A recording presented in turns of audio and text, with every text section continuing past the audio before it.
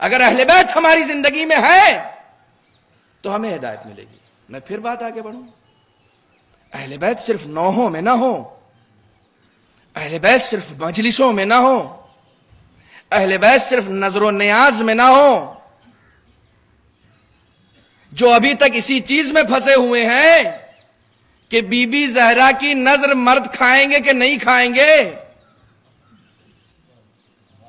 ان کی ہدایت نہیں ہوتی.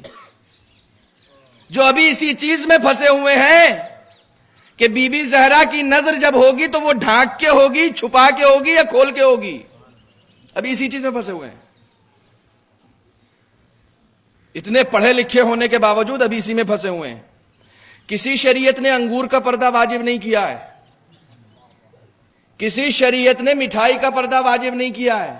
سامنے کی باتیں ہیں یہ سب ہمارے. بی بی کی نظر ہے, چھپا دو. کیوں چھپا دو بھائی؟ مٹھائی کا پردہ کہاں ہوتا ہے؟ جس چیز کا پردہ بی بی نے کرنے کے لیے کہا اسے تو کھول کے گھوم رہی ہیں آپ. جس چیز کو چھپانے کے لیے کہا اسے آپ نے کھول دیا, اور جسے چھپانے کا کہیں دور دور تک کوئی تصور اور تذکرہ نہیں تھا اسے چھپا دیا. اور مرد نہیں کھائیں گے. کیوں نہیں کھائیں گے بھائی مرد؟ ساری کائنات فاطمہ کا رزق کھا رہی ہے, آپ کے گھر میں جس پہ نظر ہو رہی ہے وہ مرد نہ کھائیں. ابھی ہم انہی چیزوں میں پھنسے ہوئے ہیں, ابھی ہم ان چیزوں سے آگے نہیں بڑھے. بی بی کی شبیہ تابوت برآمد ہوگی تو مرد نہیں اٹھائیں گے. کیوں نہیں اٹھائیں گے؟ جو اصلی جنازہ تھا وہ تو مردوں نے اٹھایا, جو شبیہ تابوت ہے وہ صرف عورتیں اٹھائیں گی. ہم ان چیزوں میں پھنسے ہوئے ہیں, ہم ان چیزوں سے نکل نہیں پائے ہیں ابھی تک. ساسا ابن سوہان, سلمان, ایسے افراد شریک ہو رہے ہیں جنازہ اٹھانے کے لیے, مردوں میں نہیں اٹھے گا. ان رسم و رواج سے باہر آئیں, دین کو سمجھیں, دین کی حقیقت کیا ہے. ان رسم و رواج سے باہر آئیں.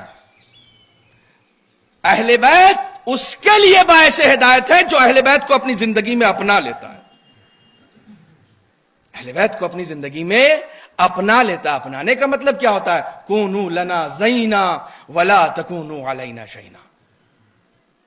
ہمارے لیے باعث زینت بنو, باعث افتخار بنو. راستہ تم چلو, لوگ تمہیں دیکھ کر کہیں دیکھو اہل بیت کا چاہنے والا جا رہا. باعث افتخار بنو. اور مجھے یاد ہے, میں اسی علی گڑھ میں کم سے کم 2-3 مجلسوں میں تو یہ روایت پڑھ چکا ہوں, اور آج پھر پڑھ رہا ہوں. موقع ہے. امام باقر علیہ الصلوۃ والسلام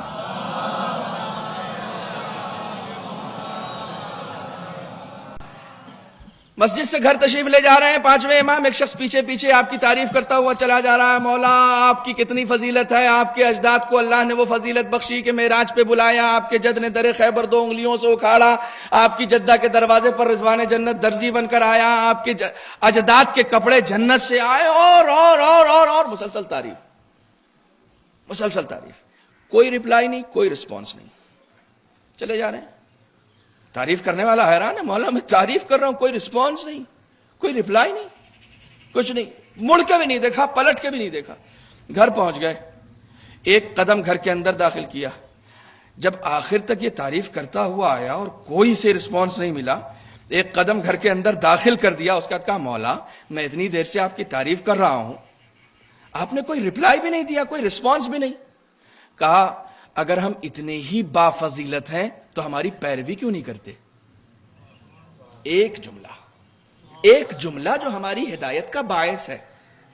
اگر ہم اتنے ہی بافضیلت ہیں تو ہماری پیروی کیوں نہیں کرتے؟ اہل بیت کو تعریف کرنے والا نہیں چاہیے, پیروی کرنے والا چاہیے. تعریف کرنے والے نہیں چاہیے.